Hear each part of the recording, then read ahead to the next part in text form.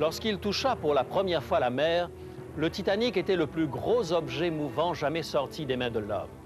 Pas étonnant qu'il ait inspiré la production du plus grand film jamais réalisé. Dirigé par James Cameron, un génial producteur canadien, le film a coûté 200 millions de dollars américains. Il a fallu 85 ans pour voir ce qui s'est véritablement passé cette nuit-là. Il était temps que nous ayons une idée exacte du chaos qui a régné sur ce pont, dit Joseph McInnes, le premier Canadien à avoir plongé vers l'épave après avoir vu le film. Le puissant Titanic sombra au fond de l'océan à une profondeur de 4000 mètres dans la nuit du 14 avril 1912. Le souvenir de cette nuit a été conservé dans de nombreux ouvrages et dans pas mal de films. Bien des théories et des mythes ont été échafaudés à son sujet jusqu'à ce qu'on retrouve l'épave du Titanic. Pourquoi cette histoire survit-elle avec tant de persistance? Contient-elle quelques leçons pour nous qui sommes à l'aube du 21e siècle?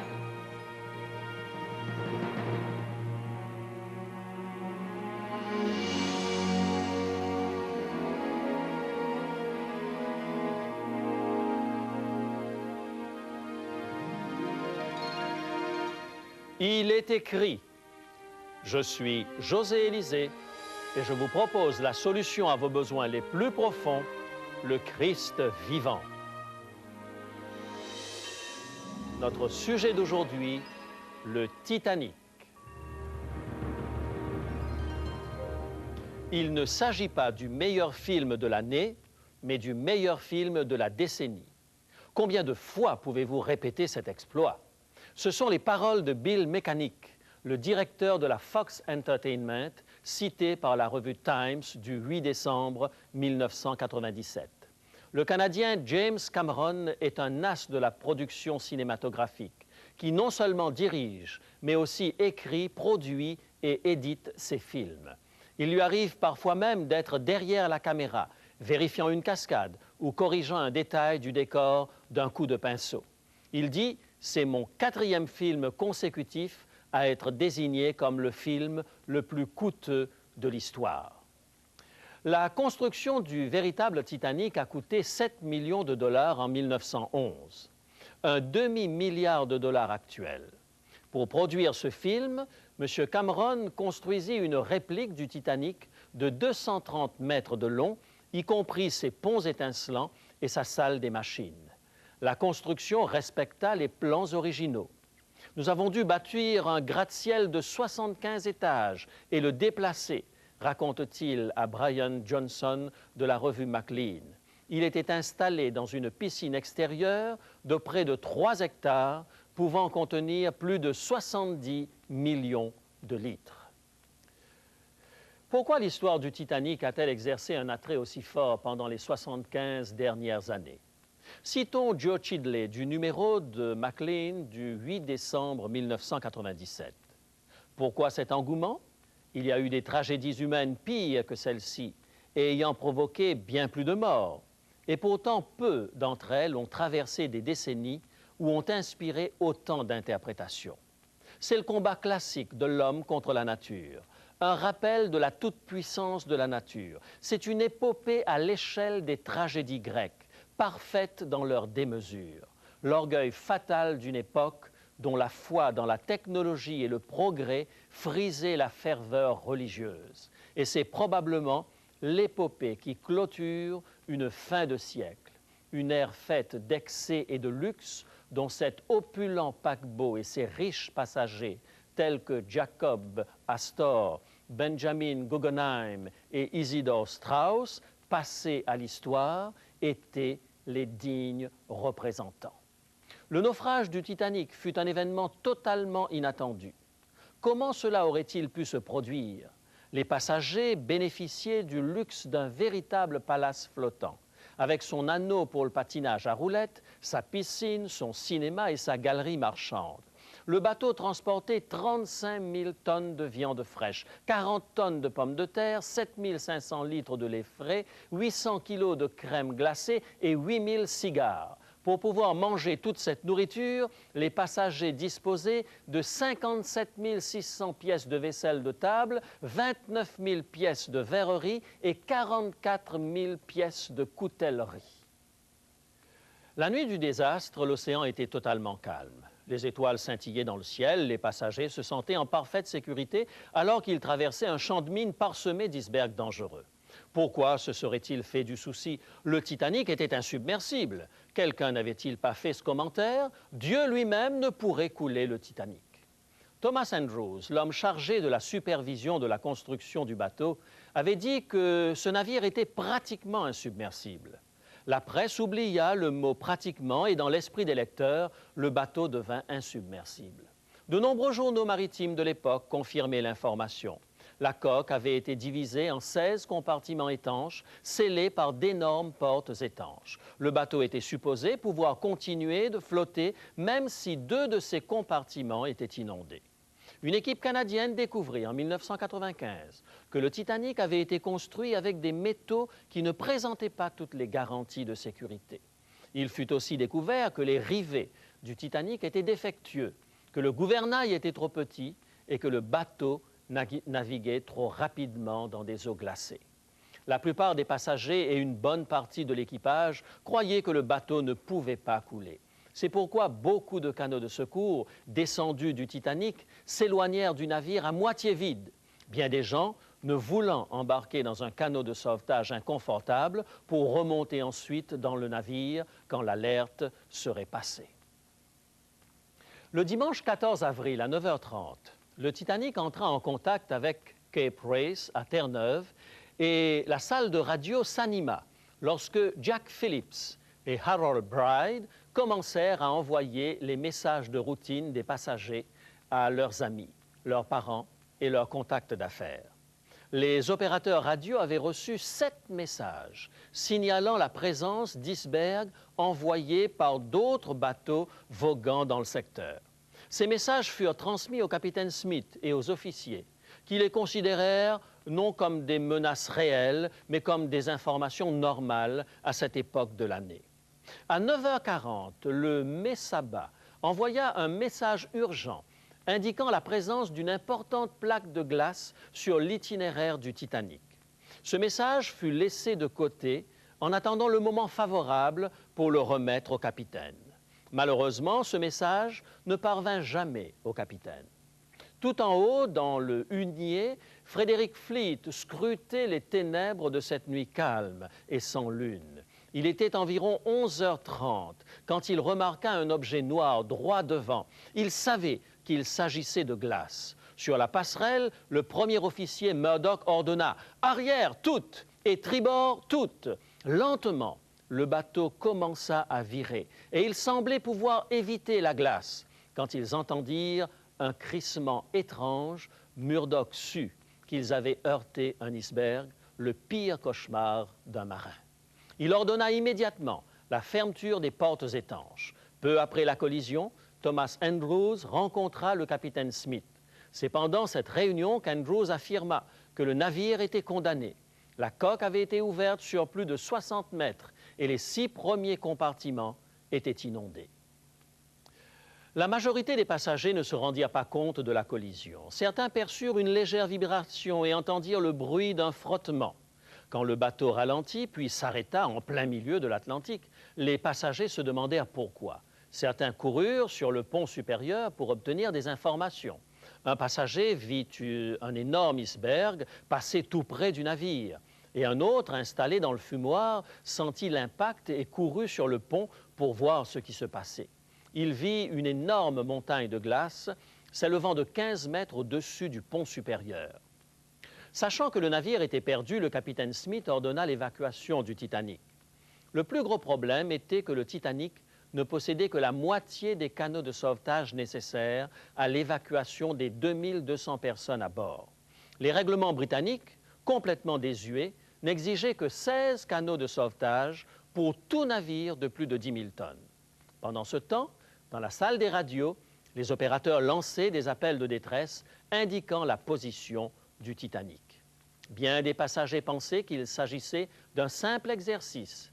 Et même quand on ordonna aux femmes et aux enfants de monter dans les canots disponibles, tous pensaient encore qu'il s'agissait d'une mesure de précaution. Ils allaient certainement bientôt revenir sur le bateau. Le Titanic n'était-il pas insubmersible? Le Titanic envoya 8 fusées de détresse. Beaucoup savaient que c'était un signal universel de détresse. Jusque-là, il n'y avait pas de panique. Les lumières du Titanic éclairaient les ponts, l'orchestre continuait de jouer. Il allait en être ainsi pratiquement jusqu'au moment où le bateau sombrerait. Quelques instants après que le dernier bateau de sauvetage ait été descendu dans l'océan, le Titanic prit une énorme gîte. L'eau atteignait les hublots des premières classes. À l'extérieur, on entendait les cris et les pleurs des gens encore sur le pont alors que le Titanic coulait. Quand, à 2h05, le dernier bateau de sauvetage s'éloigna, il y avait encore 1500 personnes sur le pont du navire en perdition. À 2h17, le dernier appel de détresse fut lancé. Le capitaine Smith dit à son équipage « Maintenant, c'est chacun pour soi ». L'étrave du Titanic s'enfonça. De nombreux passagers plongèrent par-dessus bord. Les 3 passages vers l'avant s'effondra, écrasant de nombreuses personnes. Les passagers dans les barques de sauvetage regardaient horrifiés l'énorme navire se redresser à la verticale, position qu'il conserva pendant 4 minutes. Les lumières du bateau clignotèrent une fois, puis s'éteignirent définitivement. Plusieurs survivants virent le navire se briser en deux. C'est alors que le plus moderne et le plus luxueux des navires de son temps fut lentement englouti dans l'immensité de l'Atlantique. Le tout avait duré 3 heures. Les cris d'hommes et de femmes qui, gelés dans leurs gilets de sauvetage, dominaient la scène. Le tumulte se poursuivit pendant 40 minutes jusqu'à ce que les eaux glacées de l'Atlantique Nord aient fait taire à jamais ceux qui n'avaient pas pris place dans les canots de sauvetage. Bientôt, il ne restait plus que les ténèbres. Les hurlements des mourants hanteraient les survivants pour le reste de leur vie.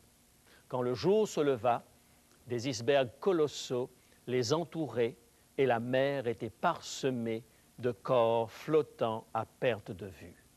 Des 2208 passagers et membres d'équipage, seuls 705 survécurent, tous dans les canots de sauvetage. Le Carpathia était l'un des navires les plus proches du Titanic, à environ 100 km au sud-est. Il reçut les appels de détresse du Titanic à 12h25 et fonça vers lui à toute vapeur. Mais il savait qu'il ne pourrait pas arriver à temps. À 4 heures du matin, les passagers du premier canot de sauvetage aperçurent les feux du Carpathia à l'horizon.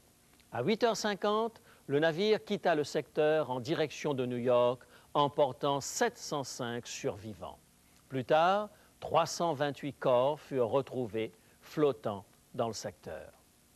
Avant de poursuivre ce récit tragique, laissez-moi vous parler du livre que nous vous offrons aujourd'hui. Il s'intitule « La dernière nuit sur la Terre ». Cette dernière nuit sera pour beaucoup tout aussi tragique que celle du Titanic. Elle sera le prélude au jugement divin et à la venue du royaume de Christ.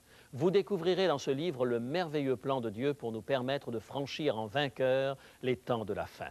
Nous vous donnerons toutes les informations dont vous avez besoin pour obtenir votre copie de La dernière nuit sur la Terre à la fin de cette émission. 90 ans se sont écoulés depuis la tragédie et le monde entier continue d'être fasciné par cette catastrophe. Le désastre de 1912 nous rappelle un autre événement qui eut lieu il y a de cela 4000 ans. La population du monde allait être emportée par les eaux. Dieu dit à Noé de construire un canot de sauvetage gigantesque. Ses contemporains ne le prirent pas au sérieux. Ils se moquaient de ce pauvre Noé. Pourquoi aurait-il besoin d'un canot de sauvetage? Leur monde était insubmersible. Son mode de construction faisait de l'arche un objet de risée, voire même un attrait touristique. Les antédiluviens ne considéraient pas l'arche de Noé comme un canot de sauvetage capable de préserver du déluge à venir. Mais comme les gens de l'insubmersible Titanic, ils furent pris par surprise. Tous ceux qui étaient dans l'arche de Noé survécurent. Tous ceux qui étaient à l'extérieur de l'arche périrent. Seule l'épaisseur d'une planche séparait les sauvés des perdus. L'histoire du déluge comporte-t-elle un avertissement à nous qui faisons face à un nouveau siècle? Jésus le pensait. Et c'est pour cela qu'il nous a laissé un avertissement à propos des derniers moments de l'histoire du monde. Nous trouvons ces paroles dans l'Évangile de Matthieu, chapitre 24, les versets 37 et 39. Matthieu, chapitre 24, versets 37 et 39. Ce qui arriva au temps de Noé arrivera de même à l'avènement du Fils de l'homme.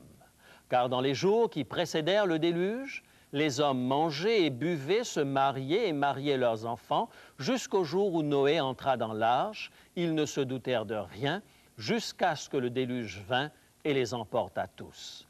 Il en sera de même à l'avènement du Fils de l'homme. Comme il en fut, ainsi il en sera. Deux époques comparables, le temps de Noé et le nôtre. Les parallèles sont évidents. Une foi exagérée, frisant l'arrogance dans la technologie et le progrès, une augmentation de la criminalité et une chute de la moralité, une confiance aveugle dans la permanence de la vie et une certitude que demain ne sera pas différent d'aujourd'hui. Notre civilisation est un océan parsemé d'icebergs trompeurs. La une de nos journaux nous avertissent de cauchemars écologiques, de réchauffement global de la température, d'épidémies de virus sans remède, d'épouvantables moyens de destruction entre les mains de despotes irresponsables. Comme l'équipe du Titanic, nous recevons aussi des messages d'avertissement. Les Écritures ne laissent aucun doute sur les temps dans lesquels nous vivons.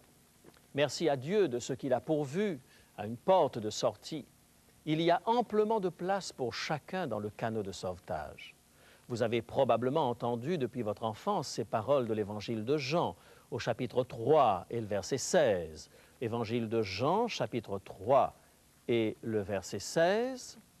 « Car Dieu a tant aimé le monde qu'il a donné son Fils unique, afin que quiconque croit en lui ne périsse point, mais qu'il ait la vie éternelle. » Jésus est notre canot de sauvetage. Nous avons le choix entre la vie et la mort. Il y a suffisamment de place dans le canot. Pourquoi répéter les erreurs fatales commises en 1912 dans l'Atlantique Nord? La promesse de Jésus est claire, « Je ne mettrai pas dehors celui qui vient à moi. » Évangile de Jean, chapitre 6, verset 37. Il est triste de constater que la prophétie biblique, pour la majorité de nos concitoyens, ne les conduira malheureusement pas à la vie. En ce moment même, tandis que vous écoutez cette émission, vous faites, que vous le vouliez ou non, un choix, où vous entrez dans la sécurité de l'arche que représente le salut en Jésus-Christ, ou vous choisissez de vous jeter dans les eaux de la destruction. Ne prenez pas pour critère de choix la réaction de ceux qui vous entourent. Jésus nous avertit dans l'Évangile de Matthieu, au chapitre 7, versets 13 et 14. Matthieu, chapitre 7, versets 13 et 14. « Entrez par la porte étroite, car large est la porte, et spacieux le chemin qui conduisent à la perdition. Et il y en a beaucoup qui y entrent, mais étroite est la porte, et resserré le chemin qui conduisent à la vie, et il y en a peu qui les trouvent. » Tout comme dans l'histoire du Titanic, la majorité sera perdue. Le moment de choisir, c'est aujourd'hui. Le canot de secours est disponible maintenant. Bientôt, très bientôt, il sera trop tard. J'ai entendu un jour quelqu'un dire sous forme de boutade, « Des ingénieurs ont conçu le Titanic et il a coulé, un bricoleur a conçu l'arche et il a sauvé l'humanité. » Il y a ceux qui pensent que la solution aux problèmes de notre monde se trouve entre les mains d'êtres humains limités. Mes amis, ne faites pas confiance aux ingénieurs du Titanic. Ne faites pas confiance aux assurances données par les bâtisseurs de notre futur. Les ingénieurs du Titanic avaient bien prévu des compartiments étanches. Ils ont simplement négligé de les prolonger jusqu'au plafond. Et le Titanic s'est comporté comme le bac à glace de votre réfrigérateur. L'eau est passée d'alvéole en alvéole. La sagesse humaine ne peut inventer des solutions à tous les problèmes de notre civilisation. Nous avons devant les yeux l'avertissement simple et clair de Dieu. Il se trouve dans la première épître aux Thessaloniciens, le chapitre 5, les versets 2 et 3. Voici ce qu'il nous dit. 1 Thessaloniciens, chapitre 5, versets 2 et 3. Car vous savez bien vous-même que le jour du Seigneur viendra comme un voleur dans la nuit. Quand les hommes diront paix et sûreté, alors une ruine soudaine les surprendra, comme les douleurs surprennent la femme enceinte, et ils n'échapperont point. Soudainement, des contractions annoncent que le processus de la naissance s'est mis en route. Prêt ou pas, le moment est arrivé.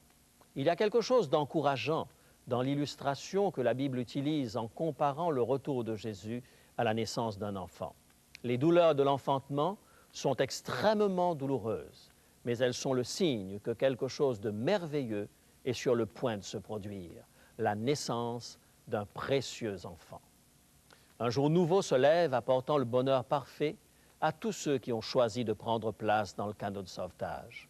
Ce jour sera tragique uniquement pour ceux qui auront refusé d'y trouver refuge. Le naufrage du Titanic fut une tragédie pour 1500 personnes et leurs bien-aimés. La seconde venue de Jésus sera une tragédie pour des millions de gens. Grâce à Dieu, ce sera aussi le jour du salut pour tous ceux qui auront choisi de suivre Jésus. Pour le chemin du chrétien, ce jour sera glorieux. Jésus dit dans l'Évangile de Luc, au chapitre 21 et le verset 28, ces paroles, « Quand ces choses commenceront à arriver, levez la tête et regardez en haut, car votre rédemption approche. » Vous n'avez pas à craindre la crise à venir. Vous pouvez, en Jésus-Christ, regarder l'avenir avec confiance. Vous pouvez regarder en haut et lever vos têtes avec une assurance, une joie et une paix complète. Vous pouvez aujourd'hui entrer dans le canot de sauvetage et dire « Viens, Seigneur Jésus ». Sa venue marquera la fin d'une longue et sombre nuit et le début d'un merveilleux jour nouveau.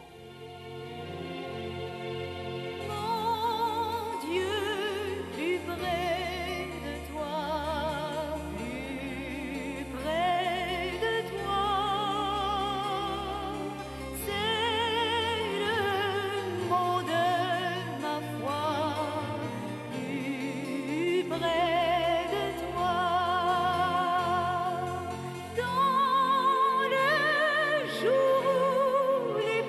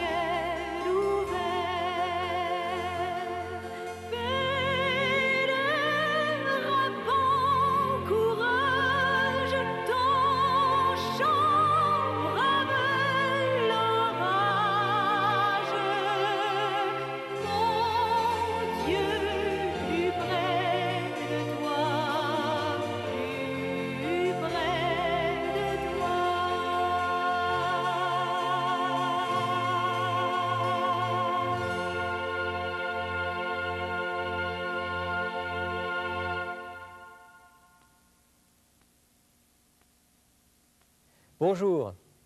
Évoquer le naufrage du Titanic, c'est forcément faire surgir toutes sortes d'images en nous.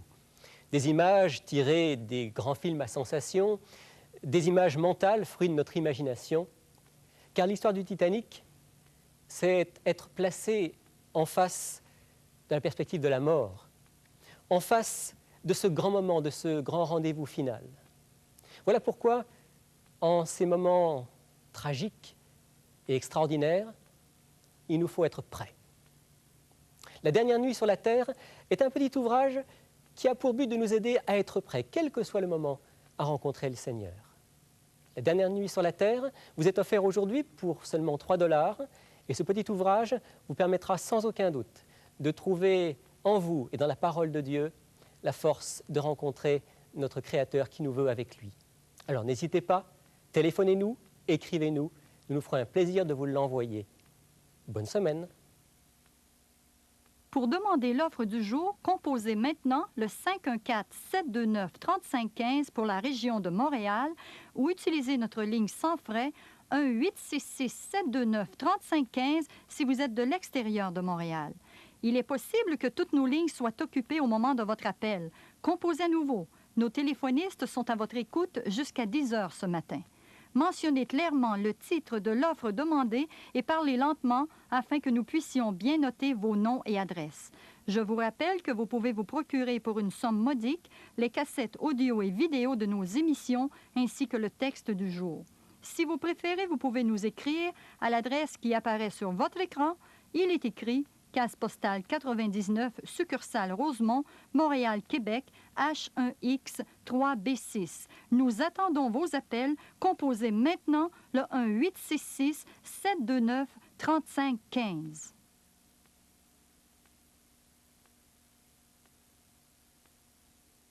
Mes amis, il est temps de nous séparer maintenant. Je vous donne rendez-vous à la semaine prochaine. D'ici là, souvenez-vous, il est écrit « L'homme ne vivra pas de pain seulement, mais de toute parole qui sort de la bouche de Dieu ».